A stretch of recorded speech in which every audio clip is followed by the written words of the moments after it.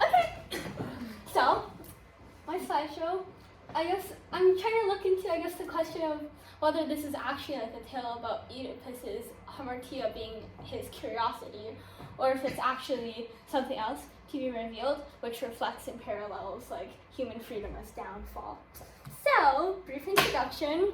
My literary lens is existentialism, based on Sartre's Existentialism is a Humanism essay paper, and big ideas.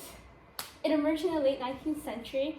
It came, I think, out of World War II at the end, so that was like during like a lot of like despair, plague, illness, economic struggle, things like that, which resulted in the questioning of if there's actually a God that controls our lives, or if we are just merely beings that have been created without actual essence. So the idea of essence or existence preceding essence is the idea that as humans specifically, we don't actually have any purpose until we actually form one for ourselves later on in life, in comparison to like things like a knife or any object that we've already designed with a product or with a purpose in mind. So that's one of the big ideas, but then the two other ones, we talk about also living authentically. So one of Sartre's existentialist views is that to live authentically means like recognizing the responsibilities of your freedom despite the absurd. In terms of what the absurd means, it means like the search for answers in an answerless world. So that means acknowledging like the responsibilities that you have based on your freedom, and also recognizing the fact that there aren't any answers, or there isn't one fact, one truth, one moral that exists in our world that should guide us. So to deny absurdity, which I'm going to try and argue that Oedipus does, is living unauthentically, in other words, meaning living in bad faith. Three emotions then, based on like this existentialist view. There's anguish, despair, and abandonment.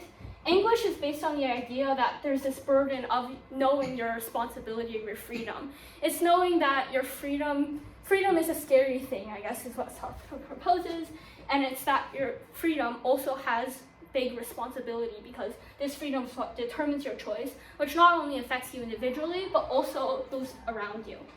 Second emotion is despair, and that means to act without hope, I guess in the context of others. So Sartre proposes that to act without hope means that you should only rely on yourself, and that reality alone is the truth. Anything else, which I'm going to argue like whether that be prophecies or anything that's really essentially not actually tangible yet, is going to be really unreliable and deceptive in a way. And then finally, abandonment. This is based on the concept of Nietzsche's God is dead, because God as a theistic deity isn't necessarily dead in terms of maybe existence, because existentialism isn't just based on like atheism itself, but it's based on the idea that God doesn't play a presence in our lives. So when we say that God is dead, that's referring to the fact that you shouldn't be relying on God for creating your own essence, and you shouldn't be relying on God in influencing your outlook of life. So, and that was just a little YouTube video if you wanted to see, which is based on the lecture, because that essay was based on the lecture. But that was also just to see who Sartre was. Existential. Does it work? Okay, so claim. Existentialism proposes in a way that Oedipus's hamartia isn't necessarily curiosity, but I think his lack of self-awareness and his responsibility in his freedom. And I think that means essentially that his lack of self-awareness is the fact that he doesn't recognize the responsibility of that burden of freedom, and he's also living in bad faith when he doesn't accept the fact that there is more than just one truth. So I think this myth isn't just about a hero's tragedy, rather I think the coming consequences of a society's fall to unaccountability. And I think that's like the bigger picture of like, why should you care? So I think like in the sense that when we think of like the consequences of society's fall to accountability, I'm trying to say that we shouldn't as a society be guided by one direct moral point of view and live life based on that specifically. Rather, individuals should be having, in the existentialist point of view, living life authentically, which means in spite of the absurd. So this is a slide that I added really last minute, but I just wanted to focus on, I guess, what actually a tragedy is and whether an existentialist point of view supports that idea. So this, according to Aristotle, I wanted to point out, because I thought this was really interesting, because as you'll see in like later on slides, I'm going to be doing a little bit of a critique on Sophocles' version of Oedipus the king. But specifically Aristotle, big idea is that he's an essentialist, which means that he does believe in like the role of a god playing in people's lives. So I think that the Aristotelian view of Oedipus' fatal flaw is the ignorance of God's presence. And I think at a first glance, we can all see that like in the final pages too, that it's implying in Sophocles' version that Oedipus' downfall is when he doesn't listen to Apollo's prophecy. But I think that, I'll argue this later on, but I think that this is actually otherwise in terms of an existentialist frame of reference. But I think perhaps this is a tragedy, but not in the way that Aristotle views it. So more on this. First, scene analysis. I'll do like a little bit of, I guess, an analysis of Oedipus and Tiresias' conversations. This happens between pages 28 to 38, and I just wanted to outline his hamartia and how he actually displays a conflict in this in the first case. So I think it's interesting because, just for framing first, that we know that Oedipus believes in God. He just doesn't believe the prophet, I think. Because when we see here that he says, "Who taught you this truth, not your prophet's trade?" I feel like this implies in a way that he doesn't believe the prophet itself.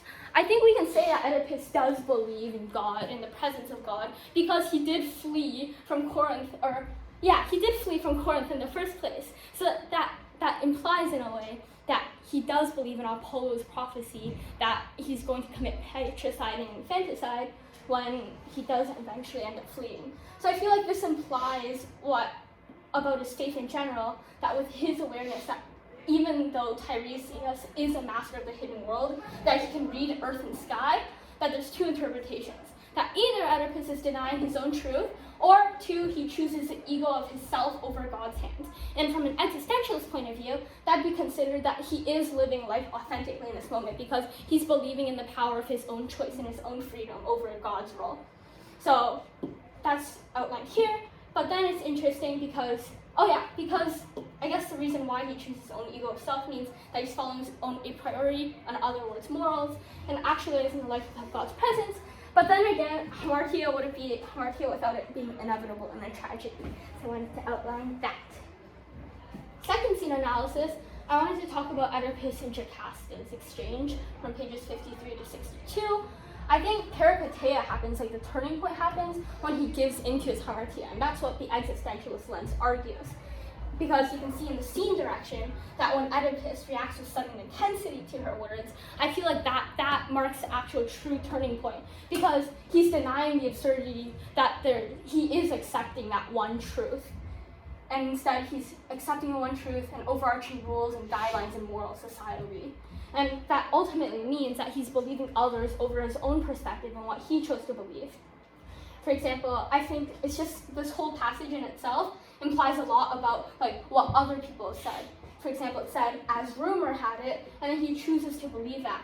And then a critique for later on, I think on prophecy, that I want to suggest that it's deceptive and it's a farce, and maybe that his whole downfall after this peripeteia is self-induced instead.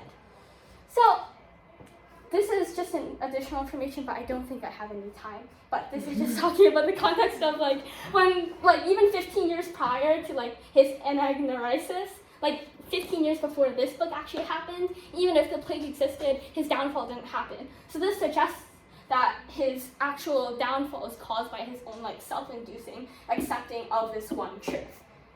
In comparison to Jocasta, which I think is more of an existentialist.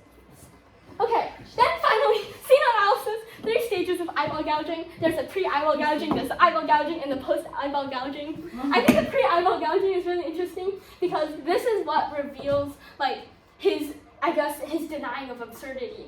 Like when he says, "Oh, all that has happened, it was all true, oh let this be the last time I look on you," I think this implies in a way, can't even read it, but I have it here, that he says that, I think like, that's almost like a metaphor for being thrown into cold water, because it's at this point that he's like finally opening his eyes in a way, but also like falsely opening his eyes because he's believing this one kind of truth. Lots of emphasis on that. So that's also like, I guess, confirmation and like conformity to like, I guess, a moral respect of like what freedom means and like those kind of things. Because even if patricide and infanticide wasn't as like, even if it was really, really bad, and Jocasta didn't seem so, even if society says so, that he chooses to believe that instead. Eyeball gouging, I think you could argue that blindness in itself is kind of a metaphor for him trying to continue to escape from his own anguish. I think it's like a metaphor in a way for that when he's talking about like gouging out his eyes, that this is just his continued way of trying to exist in this world where he denies the fact that there's more than one truth. Then, because you can say, eyes gouge and you will not, no, never see the evil I caused, the evil I caused. I think it's interesting because he sees that like he realizes his responsibility of his freedom actually coming in on him. He realizes his anguish and like the consequences that it caused was Jocasta dying, that he wants to escape that. So I think that's in his way, just an escape, to continue living in that kind of ignorant bliss of there being an answerless world. And then finally, post-eyeball gouging, I think it's interesting because even then, he continues to blame those around him and not take accountability for his own choices and freedom. Because he says, may he die, the man who found me in the pasture. I wish he had let you die, da da da da da. I think that's just saying overall that Oedipus continues to avoid accountability of like his own freedom of choice. That he continues avoiding the fact that this is all self-induced rather than something that Apollo just predicted. So I think that this is like a critique on like Sophocles' remix and its influences. It's interesting because in the original myth that Apollo and diamonds never really existed, like Apollo specifically. And it's interesting because that implies like Sophocles' message of like fear of God instilled on people. And it's interesting because this is why Aristotle was so interested with this text, as you can see in like the pre-reading, that I think because it kind of aligns in the way that God has like this presence on people. So when we say that don't claim any man is God's friend until he's passed through life, caused through the born and death, I think that implies that Sophocles' message. In an existentialist point of view, I would say it's suggesting Sophocles' interpretation as like a misleading medium, because prophecies in itself are misleading when they actually aren't like tangible yet. They haven't actually happened. So when we talk about like anguish and abandonment, that's saying that maybe Oedipus, his moral flaw, or his hamartia, was that he never accepted the fact that maybe God doesn't have this looming presence in his life, and that he doesn't actually, it's actually his own responsibility in a way. So I think that overall that connects to like the bigger picture of when we talk about accountability in society, because that means actually recognizing your own responsibility of freedom and its impacts on others, unlike Oedipus. So I think like the parallel to this is like Oedipus' choice to believe this one fact results in the consequence of the choice of the people around him. And that's it. But then I feel like there's gonna be more.